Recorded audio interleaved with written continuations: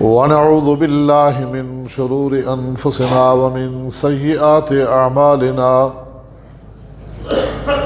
من يهده الله فلا مضل له ومن يضلل فلا هادي له ونشهد أن لا إله إلا الله وحده لا شريك له ونشهد أن محمدا عبده ورسوله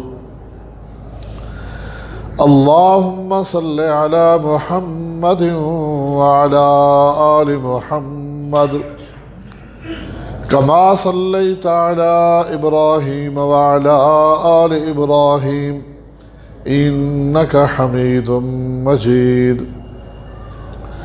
اللهم بارك على محمد وعلى آل محمد كما باركت على إبراهيم وعلى آل إبراهيم إنك حميد مجيد أما بعد فإن خير الحديث كتاب الله وخير الهدي هدي محمد صلى الله عليه وسلم وشر الأمور محدثاتها وكل محدثة بدعة وكل بدعة ضلالة وكل ضلالة في النار أعوذ بالله من الشيطان الرجيم وأوفوا بعهد الله إذا عاهدتم ولا تنقضوا الأيمان بعد توكيدها وقد جعلتم الله عليكم كفيلا إن الله يعلم ما تفعلون۔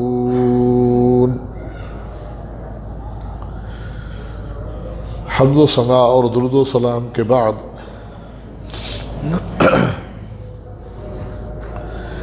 سورۃ النحل کی آیت نمبر 91 آپ کے سامنے تلاوت کی ہے۔ اللہ تعالیٰ ارشاد فرما رہے ہیں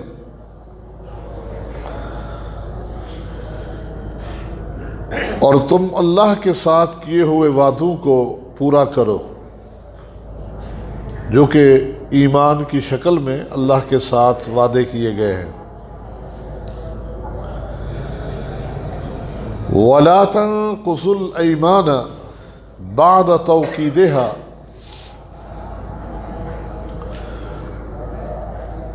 اپنے معاہدوں کو پکا کرنے کے بعد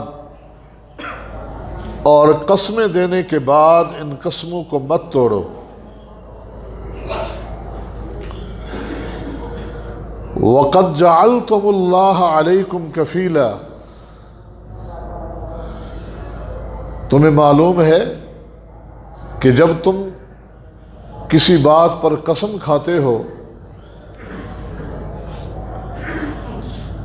تو یوں سمجھو کہ سامنے والے کو تم ضامن کے طور پر اللہ دے رہے ہوتے ہو،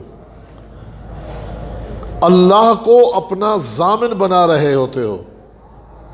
وَقَدْ جَعَلْتُمُ اللَّهَ عَلَيْكُمْ كَفِيلًا، اپنے اوپر تم ضامن بناتے ہو اللہ کو۔ اللہ کو ضامن بنا کر کسی معاملے میں پیچھے نہ ہٹا کرو۔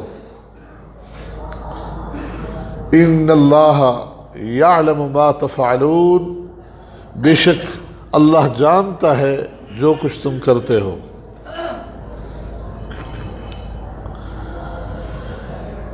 تو اس آیت مبارکہ کا پہلا جملہ ہے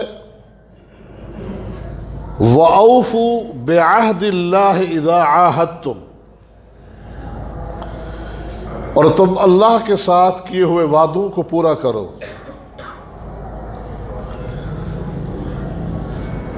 یہ کون سے وعدے ہیں جو اسلام و ایمان کی شکل میں ہم نے اللہ کے ساتھ وعدے کیے ہیں؟ ہم مسلمان ہیں، اسلام کو قبول کر چکے ہیں، ایمان میں داخل ہو چکے ہیں، تو اسلام کیا ہے، ایمان کیا ہے؟ یہ اللہ کے ساتھ کچھ معاہدے ہیں۔ حدیث جبریل اس حوالے سے کتب احادیث میں بڑی معروف ہے کہ سیدنا عمر فرماتے ہیں رسول اکرم صلی اللہ علیہ وسلم تشریف فرما تھے مسجد نبوی میں، ہم لوگ بھی موجود تھے۔ اصطلع علینا رجل شدید بیاض الثياب وشدید سواد الشعر، اچانک ایک شخص سامنے آیا جس کا لباس انتہائی صاف ستھرا، بال کالے سیاہ، اور یوں لگ رہا تھا جیسے ابھی حمام سے نکل کر آیا ہو۔ لیکن تعجب کی بات یہ ہے کہ ہم میں سے کوئی شخص اس کو جانتا نہیں تھا۔ سلام کر کے وہ رسول اکرم صلی اللہ علیہ وسلم کے سامنے دو زانو ہو کر اس طرح بیٹھا کہ اپنے ہاتھوں کو اپنی رانوں پر رکھا اور گھٹنے ٹیک کر اللہ کے پیغمبر کے سامنے بیٹھا اور سوال کرنے لگا اخبرنی عن الاسلام، مجھے بتائیے اسلام کیا ہے؟ تو نبی علیہ السلام نے فرمایا ان تشہد اللہ الہ الا اللہ وان محمد رسول اللہ وتقیم الصلاۃ وتؤتی الزکاۃ وتصوم رمضان وتحج البیت ان استطعت الیہ سبیلا۔ اللہ کی وحدانیت کی گواہی، میں محمد صلی اللہ علیہ وسلم کی رسالت کی گواہی، نماز پنجگانہ کا اہتمام کرنا، صاحب نصاب ہے تو زکوٰۃ ادا کرنا، رمضان کے روزے، استطاعت ہو تو بیت اللہ کا حج کرنا، ان چیزوں کے اقرار اور معاہدے کا نام اسلام ہے۔ تو اس نے کہا صدقتا، بالکل آپ نے جواب درست دیا۔ سیدنا عمر فرماتے ہیں ہمیں تعجب ہوا کہ پہلے سوال کرتا ہے پھر تصدیق کرتا ہے کہ ہاں جواب درست ہے۔ دوسرا سوال کیا اخبرنی عن الایمان، ایمان کیا ہے؟ آپ نے فرمایا ان تؤمن باللہ وملائکتہ وکتبہ ورسلہ وبالیوم الآخر وبالقدر کلہ خیرہ وشرہ،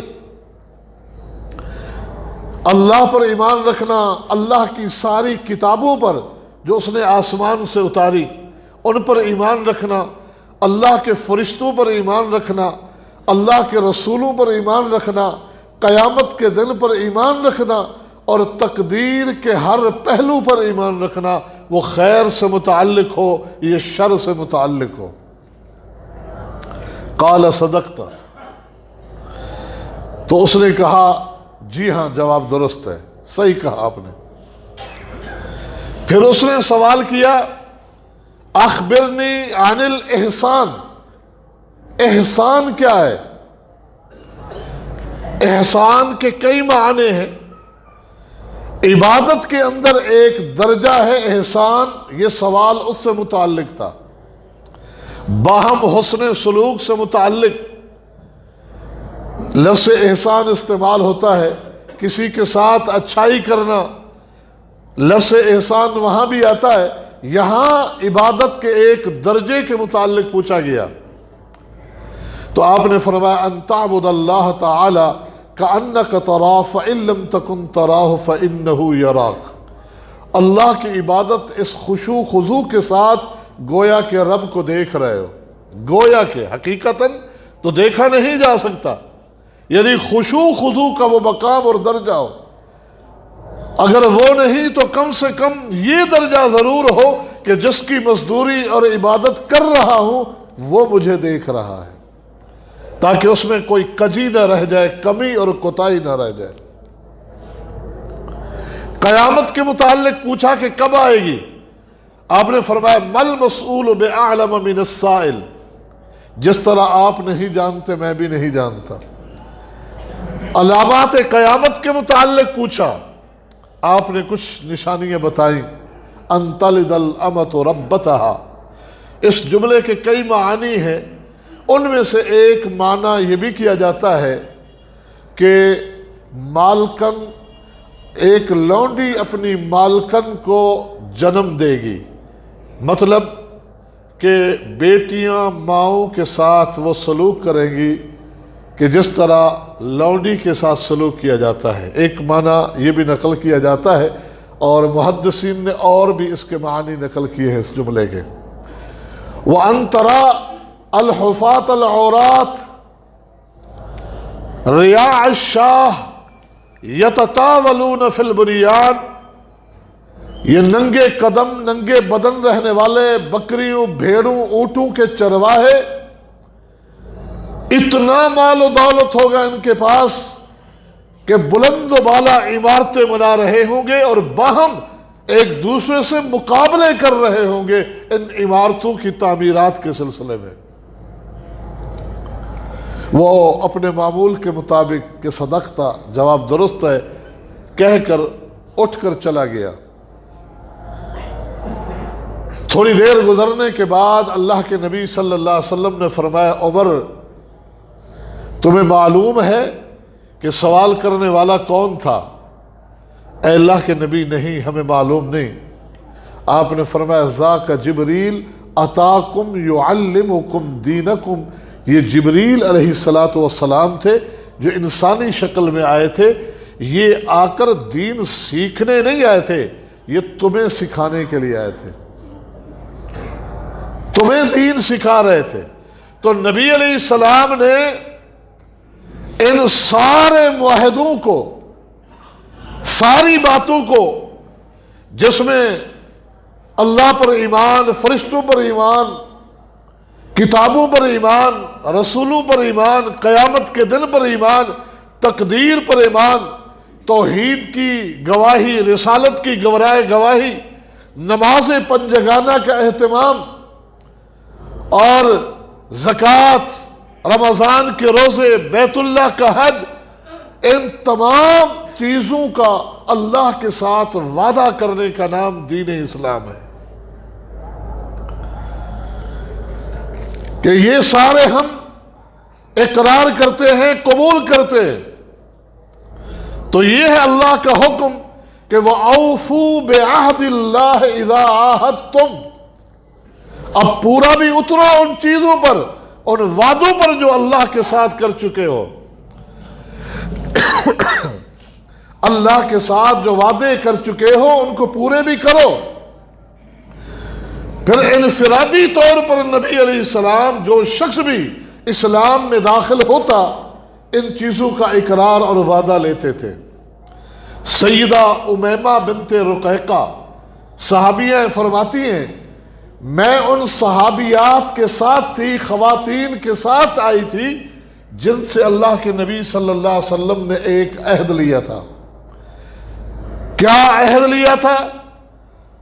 آپ صلی اللہ علیہ وسلم نے یہ وعدہ لیا تھا ہم سے، اللہ نشرک باللہ شیئا ولا نسرق ولا نزنی ولا نقتل اولادنا ولا نأتی ببہتان نفتریہ من بین ایدینا وارجلنا ولا نعصیہ فی معروف۔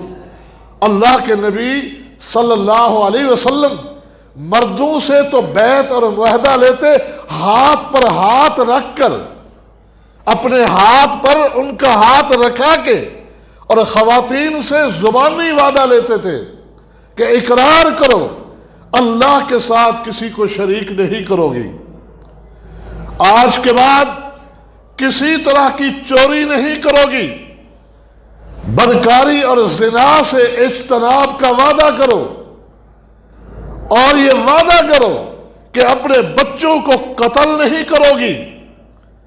اس سے قبل دو وجہ تھی بچوں کے قتل کی. ایک قبیلہ صرف اپنی بیٹیوں کو قتل کرتا تھا. جس کے گھر میں بیٹی پیدا ہو وہ اپنے گھروں میں بیٹیوں کو دیکھنا نہیں چاہتے تھے. داماد کی آمد اپنے لیے وہ بے عزتی سمجھتے تھے. اور دوسرا وہ گروہ تھا کہ بیٹے ہوں یا بیٹیاں انہیں قتل کر دیتے کہ انہیں کون کھلائے گا کون پلائے گا. اس ڈر سے تو اللہ کے نبی وعدہ لیتے تھے اسلام میں داخلے کے وقت کہ یہ حرکت نہیں کرو گے. وَلَا نَأْتِيَ بِبُهْتَانٍ نَفْتَرِيهِ مِنْ بَيْنِ أَيْدِينَا وَأَرْجُلِنَا. اور ہم سے وعدہ لیا اللہ کے نبی نے. سیدہ امیمہ فرماتی ہیں کہ ہم کسی پر بھی بہتان نہیں باندھیں گی. جھوٹ کی نسبت کسی کی طرف، جھوٹے قول یا جھوٹے عمل کی نسبت کسی کی طرف نہیں کریں گی. وَلَا نَعْصِيَهُ فِي مَعْرُوفٍ. اور اچھائی کے کسی بھی کام میں ہم اللہ کے نبی کی نافرمانی نہیں کریں گے. آپ نے ہم سے یہ وعدہ لیا اسلام میں داخلے کے وقت. بعین ہی سیدنا عبادہ بن صامت رضی اللہ تعالی عنہ بھی یہی فرماتے تھے انی لمن النقباء الذین بایعوا رسول اللہ صلی اللہ علیہ وسلم فبایعناہ. میں ان 12 نقیبوں میں ہوں کہ اللہ کے پیغمبر نے بیعت عقبہ ثانیہ، آپ نے جمر عقبہ کے قریب ایک پہاڑی کے دامن میں یثرب مدینہ سے آنے والے لوگوں سے جو دوسری بیعت لی تھی، جن میں تعداد 70 سے کچھ زیادہ افراد کی تھی، اور پھر 12 لوگوں کی ڈیوٹی مقرر کی تھی کہ تم ان کے نگران ہو. میں ان کے نگرانوں میں سے ہوں اور انہی 70 سے زائد لوگوں میں سے ہوں جنہوں نے آ کر اللہ کے پیغمبر کے ہاتھ پہ ہاتھ رکھ کر بیعت کی تھی اور اسلام میں داخل ہوئے تھے. آپ نے ہم سے وعدہ لیا تھا بایعناہ. کس بات پر؟ علی اللہ نشرک باللہ شیئا ولا نسرک ولا نزنی ولا نقتل النفس التي حرم اللہ الا بالحق ولا نأتی ببہتان.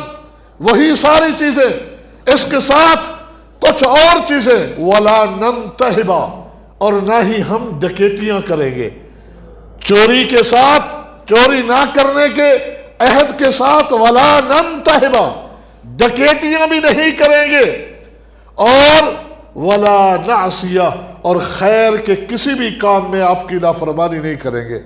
بالجنہ ان فعلنا ذلك فإن غشینا من ذلك فقضاء ذلك إلى اللہ. آگے فرمایا اگر اس معاہدے پر پورے اترو گے جنت، اگر اس میں کچھ کمی کی تو تمہارا حساب پھر رب کے پاس. یہ ہے وہ چیز وَأَوْفُوا بِعَهْدِ اللَّهِ إِذَا عَاهَدتُّمْ. جب تم اللہ کے ساتھ وعدے کر کے آ چکے ہو تو اب پورے کرو نا. یہ پہلا جملہ. دوسرا کیا ہے اس آیت کا جملہ؟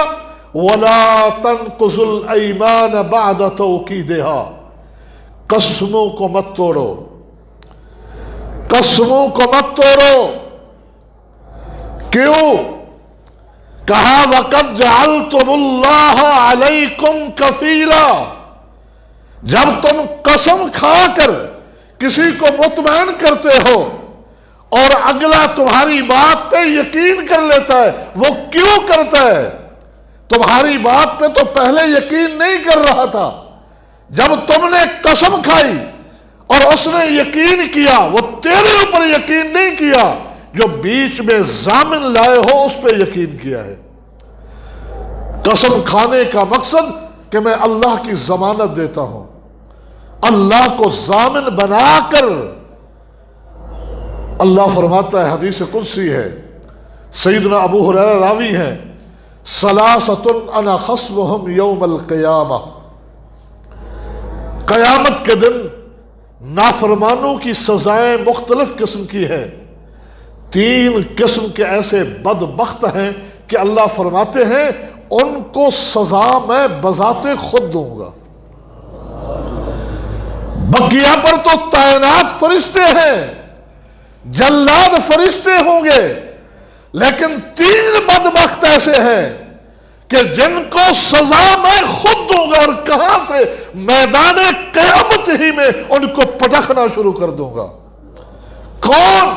کہا سب سے پہلے وہی رجل اعطا بی ثم غدر، کسی معاملے میں، کسی معاہدے میں مجھے بیچ میں لایا، مجھے ضامن بنایا، اور معاہدہ طے ہو گیا، بات ہو گئی، اگلے کو یقین آ گیا، اگلے نے اعتبار کر لیا، مجھے بیچ میں لانے کے بعد پھر اس میں غداری کرے، اس میں خیانت کرے اور اس وعدے پہ پورا نہ اترے، تو فرمایا اس شخص کو قیامت کے دن میں بذات خود پٹکوں گا کہ مجھے بیچ میں لا کر معاہدہ کیا اور پھر تو نے اس میں خیانت کی، تو نے اس میں دھوکہ دیا، اس کے خلاف چلا تو۔ وَرَجُلٌ بَاعَ حُرًّا فَأَكَلَ ثَمَنَهُ، اور ایک وہ شخص جو کسی آزاد انسان، مرد ہو یا عورت، بچہ ہو یا بوڑھا، اس کو بیچ کر اس کی قیمت کھا جاتا ہے۔ وہ بیچنا، اغوا کر کے بیچنا ہو، وہ بیچنا بعض قبائل میں جس طرح بچیوں کے، بہنوں کے، بیٹیوں کے رشتے طے ہوتے، قیمتیں طے ہوتی ہیں، حق مہر نہیں۔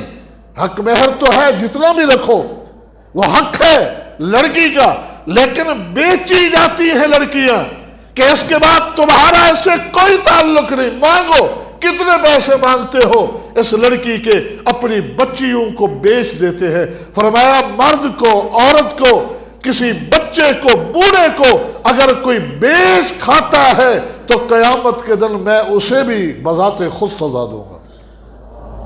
اور تیسرا وہ شخص وَرَجُلٌ اسْتَأْجَرَ أَجِيرًا، جس نے کوئی مزدور رکھا، فَاسْتَوْفَى مِنْهُ وَلَمْ يُعْطِ أَجْرَهُ، اس سے کام تو پورا لیا لیکن مزدوری کا وقت آیا، یا تو اس کی مزدوری کھا گیا یا اس کی مزدوری پوری نہیں دی۔ فرمایا یہ وہ تین بدبخت ہیں کہ ان کو قیامت کے دن میں بذات خود پٹکوں گا۔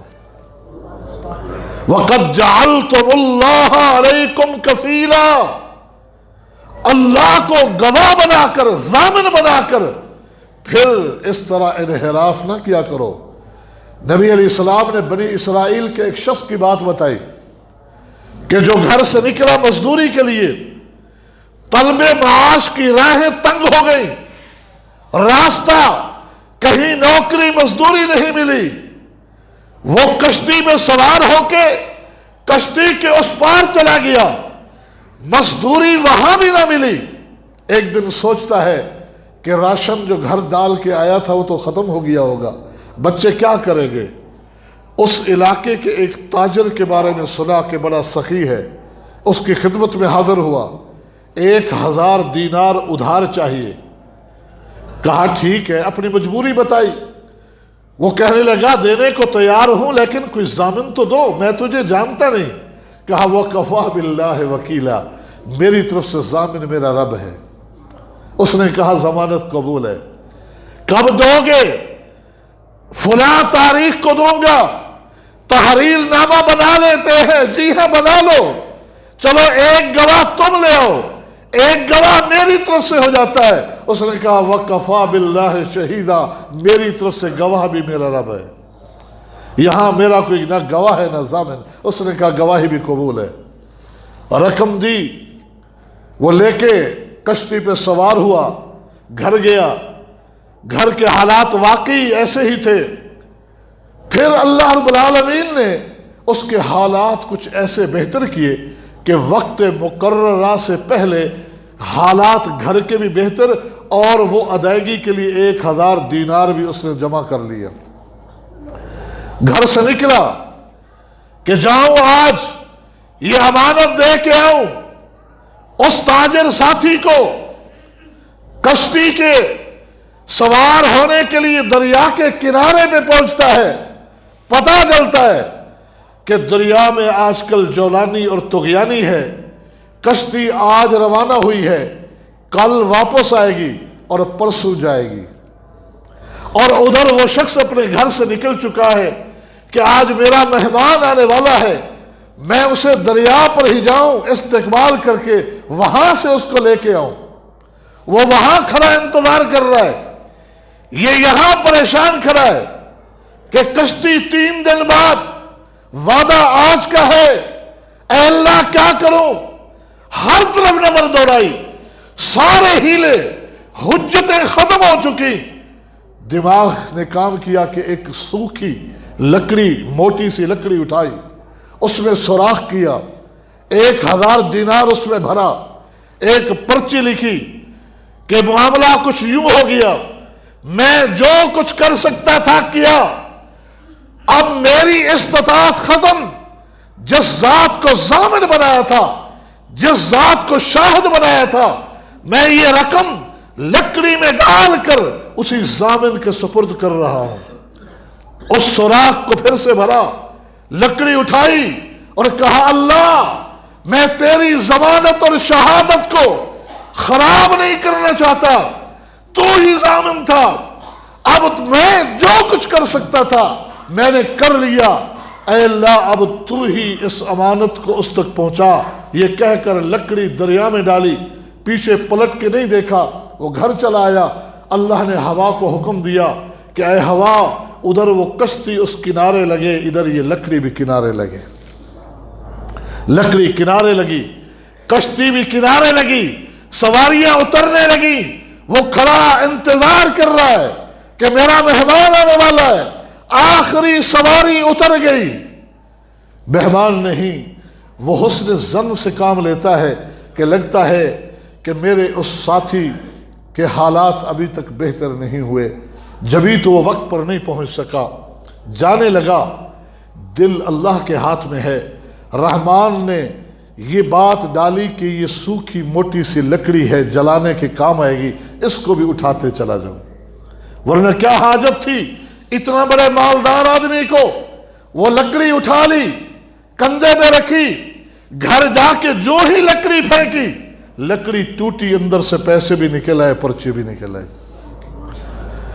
وہ محنت کر کے پھر سے 1000 دینار کما کر کے اس کے گھر جب حاضر ہوا اور آ کے معذرت کی کہ تاخیر ہو گئی، یہ اپنی امانت قبول کیجئے، تو اس نے مسکرا کے کہا کہ پہلے تو تیرا ایمان بڑا مضبوط تھا، آج کمزور ہو گیا کیا؟ جس ضامن کے حوالے کر گیا تھا اس نے مجھ تک پہنچا دی ہے وہ ضمانت۔ اللہ کو بیچ میں لا کر جن کو خوف ہوتا ہے، یہ ان کی مثال دی محمد رسول اللہ صلی اللہ علیہ وسلم نے کہ اللہ کی ضمانت، اللہ کو بیچ میں لانے کے بعد ایسا نہ کرو۔ جو کچھ بھی کرتے ہو ان اللہ یعلم ما تفعلون، یہ سورہ نحل کی آیت نمبر 91۔ اس سے آگے والی آیت میں رب نے فرمایا وَلَا تَكُونُوا كَالَّتِي نَقَضَتْ غَزْلَهَا مِن بَعْدِ قُوَّةٍ أَنْكَاثًا، اے ایمان والو اس عورت کی طرح نہ ہو جاؤ جو بڑی محنت کے ساتھ دن بھر چرخہ کاتے، سوت کاتے، دھاگے بنائے۔ آج تو فیکٹریاں ہیں دھاگے بنانے کی، پہلے چرخے کاتا کرتی تھی خواتین۔ تم اس عورت کی طرح نہ ہو جاؤ جو دن بھر بڑی محنت کے ساتھ سوت کاتے، دھاگے بنائے، اور جب شام ہو تو سارا تیار دھاگا ٹکڑے ٹکڑے کر کے پھینک جائے۔ خیال کرنا تم ان کی طرح نہ ہو جانا، اعمال کے انبار اور ڈھیر بھی لے کے آؤ، لیکن بعد میں آ کر اللہ کے ساتھ کیے ہوئے وعدوں کو توڑ بیٹھے، موت آ گئی تو یوں سمجھو کہ تم نے اس عورت کی طرح کیا ہے، تمہارے ہاتھ میں کچھ بھی نہیں ہوگا، خالی ہاتھ چلے جاؤ گے۔ اس سے اگلی آیت میں رب نے آیت نمبر 93 میں کیا فرمایا وَلَا تُسْأَلُنَّ عَمَّا كُنْتُمْ تَعْمَلُونَ، جو کچھ بھی کر کے آؤ گے، جو کچھ بھی کر کے آؤ گے، ایک ایک ذرے کا اللہ کے ہاں تمہیں حساب دینا پڑے گا۔ یہ یاد رکھو، ایک ایک ذرے کا حساب دینا ہے تم نے اللہ کے سامنے. یہ سورہ نحل کا تسلسل ہے. اس سے اگلی آیت میں رب کیا فرما رہے ہیں؟ وَلَا تَجْعَلُوا أَيْمَانَكُمْ دَخَلًا بَيْنَكُمْ فَتَزِلَّ قَدَمٌ بَعْدَ ثُبُوتِهَا. او ایمان والو، اپنی قسموں کو دوسروں کو فریب اور دھوکہ دینے کے لیے استعمال نہ کرو. دوبارہ وہی قسم کی بات آ گئی. اللہ علام الغیوب ہے، دلوں کے راز جانتا ہے کہ لوگ قسم فریب کے لیے استعمال کرتے ہیں، دوسروں کو دھوکہ دینے کے لیے قسم کھاتے ہیں. فرمایا لا تجعلوا ایمانکم دخلا بینکم، دوسروں کو فریب، دوسروں کو دھوکہ دینے کے لیے قسمیں تم استعمال نہ کیا کرو.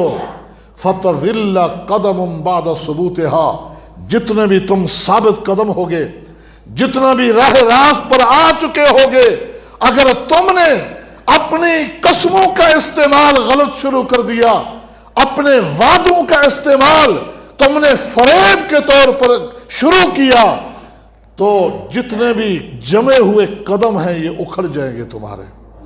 فتذل قدم، تمہارے قدم پھسل جائیں گے، اکھڑ جائیں گے. بعد ثبوتها، جتنے بھی ثابت تھے، جتنے بھی جمے ہوئے تھے، ان گناہوں کو مت کم سمجھو، معمولی سمجھو، بلکہ تذوقوا السوء بما صددتم عن سبیل اللہ ولکم عذاب عظیم. بلکہ اپنے اس قسموں کو فریب اور دھوکے کے طور پر استعمال کرنے کی وجہ سے اللہ کے ہاں سخت ترین عذاب تمہارا مقدر بن جائے گا. وَتَذُوقُ السُّوءَ، چکھنا پڑے گا تمہیں سخت ترین بدترین عذاب. وَلَكُمْ عَذَابٌ عَظِيمٌ، کیوں بدترین عذاب چکھنا پڑے گا؟ فرمایا اس لیے کہ بِمَا صَدَدتُّمْ عَنْ سَبِيلِ اللَّهِ، تم رک گئے اللہ کے راستے سے، تم نے روک لیا لوگوں کو بھی اللہ کے راستے سے. وَلَا تَشْتَرُوا بِآيَاتِي ثَمَنًا قَلِيلًا، یہ سب کچھ کیوں ہوتا ہے مجھے پتا ہے. دنیا کے چند ٹکوں کی خاطر تم اللہ کے اس ایمان کو بیچتے ہو، اللہ کے ساتھ کیے ہوئے وعدوں کی خلاف ورزی کرتے ہو. چند ٹکوں کی وجہ سے تم جھوٹی قسمیں کھاتے ہو، جھوٹے وعدے کرتے ہو. وَلَا تَشْتَرُوا بِعَهْدِ اللَّهِ ثَمَنًا قَلِيلًا، ان چند ٹکوں کی خاطر ایمان کو بیچ نہ دینا. انما عند اللہ هو خیر لکم ان کنتم تعلمون، اگر تمہیں پتا ہے تو جو اللہ کے ہاں ہے وہ تمہارے لیے بہت بہتر ہے. ان ٹکوں کی کوئی حیثیت نہیں، اس دنیا کی کوئی حیثیت نہیں.